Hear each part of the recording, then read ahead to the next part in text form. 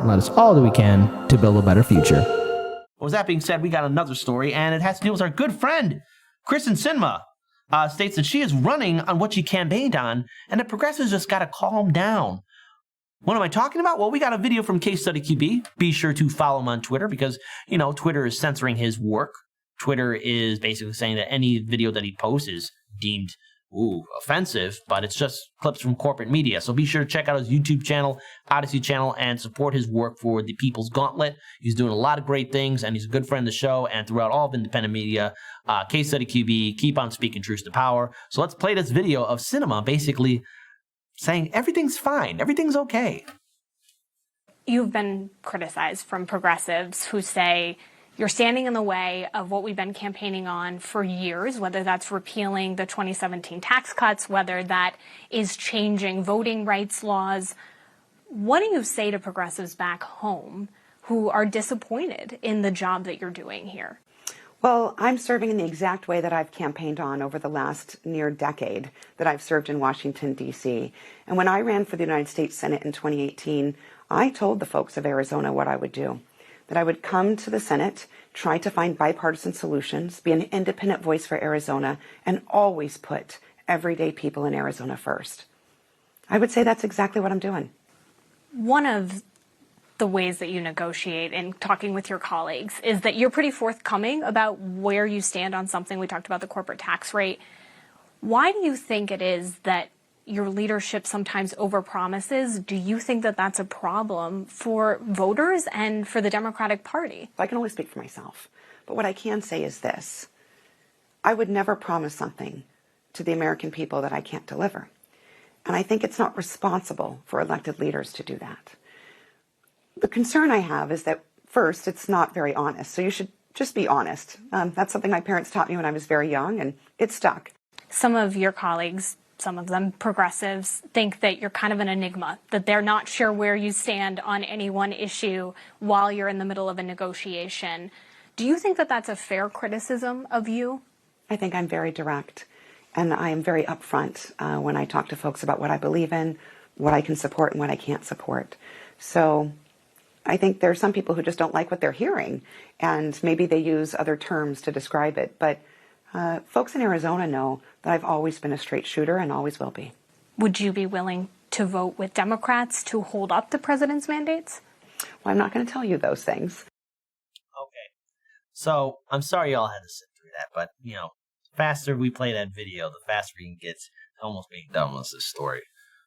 We covered here at Heartlands Media how Kristen Sinema reacts towards her voters and constituents. She walks away from them. She ignores them. She apologizes to her fellow colleagues in the Senate of people who are her constituents, who knocked on doors for her, who campaigned for her, and just blows them aside. How can we forget where, again, activists and organizers confronted Sinema at her work, asking her, well, how come she's not following through with her promises? And what does she do? She hides in the bathroom, flushes the toilet, that's about it. Pretending to ignore them. Ignoring them on the plane, ignoring them in the halls of Congress. When was the last time she did a real town hall with her constituents? When was the last time she spoke to her voters and supporters? Oh, wait. She still has time to post a picture on social media drinking from a nice little beverage and has a ring that says F off, being cute about it. She has time to, collect corporate donations and get a fancy, well-paid internship at a winery. Wow! That's what Senator Sinema has time for. And then we saw her blatantly lie that she's following through with her promises. She started off as an activist and with the Green Party as well, and I guess a progressive Democrat. But this progressive Democrat, we've covered on this show how she is owned by lobby groups. She's against lowering prescription drug costs. In the richest country in the world, Americans have to basically scrounge up whatever resources they can just so they can get their loved ones prescription drugs.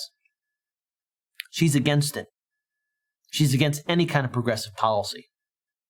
And her and Manchin were very integral in basically destroying the Build Back Better. Well, let's face it, the Build Back Better was never going to be anything to help out working class citizens. Started from $7 trillion down to $6 trillion, down to $4 trillion, then to $3.5 trillion, then to $1.75 trillion, and Hey, audience, how low can that number go? This is our sixth system. So vote blue no matter who. These are the people that you want us to support? Vote blue no matter who. Where's the whole idea of holding their feet to the fire? The Democrats, they're not listening to us. They don't give a damn about us.